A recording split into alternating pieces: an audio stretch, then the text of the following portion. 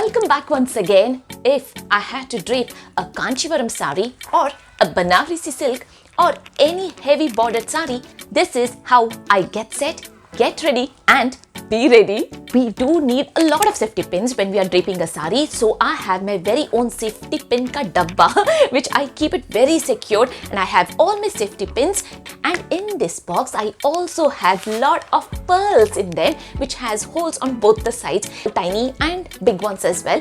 Now over the years, I've been draping sari for many years now, and I feel it is important when you pin up your sari, many a times when you sit down, when you're moving around, especially very thin fabric saris, they do get tangled up into your pin. So it becomes very important. You don't want to rip off your sari, and if the fabric gets into the pin, it's so difficult to take that fabric out of the pin.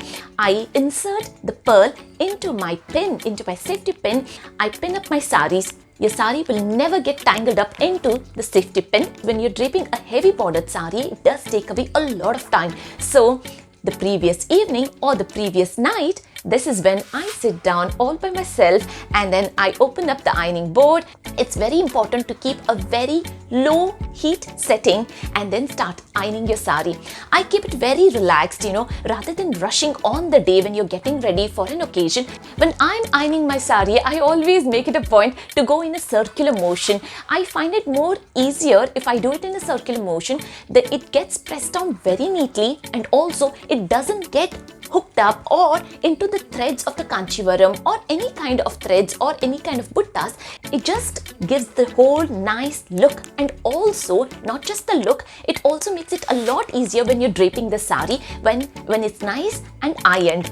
You want to wear a Kanchivaram or a silk sari, having a single pleat pallu makes it a lot easy. But if you're planning to have pleats in your pallu, then I would highly suggest you to do it way beforehand, especially on a previous day.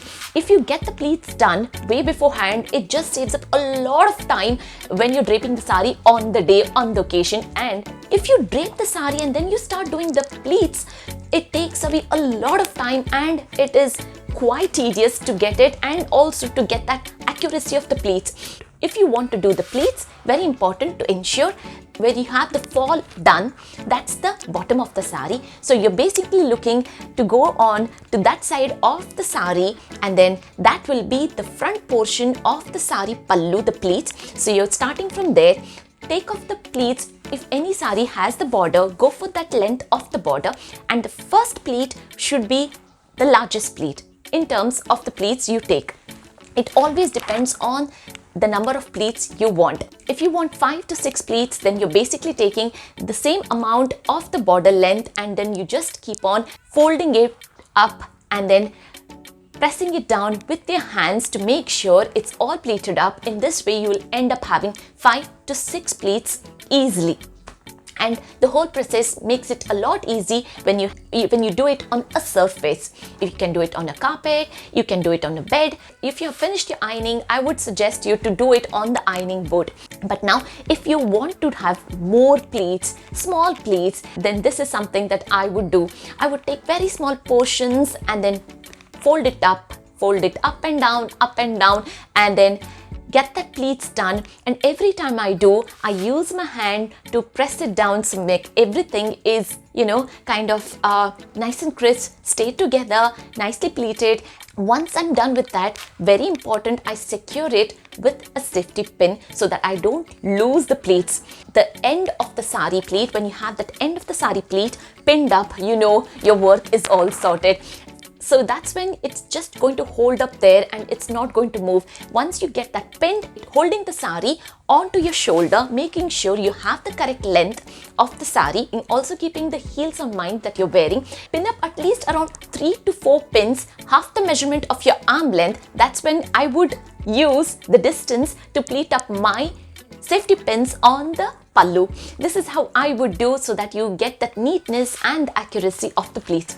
And once that's done, put it onto your shoulder, see the length, are you happy with it, and also consider the heels that you're wearing, and that's when you will get the right measurement. Open up the pleats, and that way you will see all the pleats beautifully, neatly one above the other and then use your hands, and then this is what I do. If you want, you can iron it down, but I prefer not to iron it. I would just use my hands because it has already been ironed. Give it a good smear on the sari so that the pleats are nice and folded. The rest of the sari, whatever is remaining, I just big folds and still keep it neatly tidy in one place. Now with this Banarasi silk sari being red, orange and gold color, I really wanted to add in a contrast of color, so I chose to have a green contrast blouse to go along with this sari. And also I felt it would be nice contrast to get a lot of jewelry and accessories in green. Keeping everything ready like this would just save up a lot of time the next day when you're getting dressed. This is what I would do a day beforehand. I prefer wearing a robe or a shirt that I can easily take off from the sides, not from the top like a t-shirt that would ruin my hair and my makeup. I get my foundation, face powder, basically I just get my makeup done, I definitely prefer wearing my anklets, before draping my sari. Also just find it a lot easier to do my hair, adding in a messy bun, pin up my hair, bindi, adding in flowers. I just find it a lot easier and also makes the whole process faster if I get all of this done before draping a sari. Time now to drape the sari. And then my jewelry, necklace, earrings, bangles to go at the last. So this is my very gorgeous Banarasi silk sari from Vastralia, episode 2 of season 1. You know how happy I am to buy saris from them, who send this over to me all the way from India. They're absolutely great with a collection of silk saris delivering all over the world. You can shop your favorite saris to reach to your doorstep now. Check the link in my description box to get Vastralia online shopping details. So get in touch with them and shop now. I really hope you found this video helpful and useful on how to drape a Banarasi silk sari. If you did, please give me a thumbs up and make sure to subscribe to my channel if you haven't still. Thanks for watching. Bye. Take care.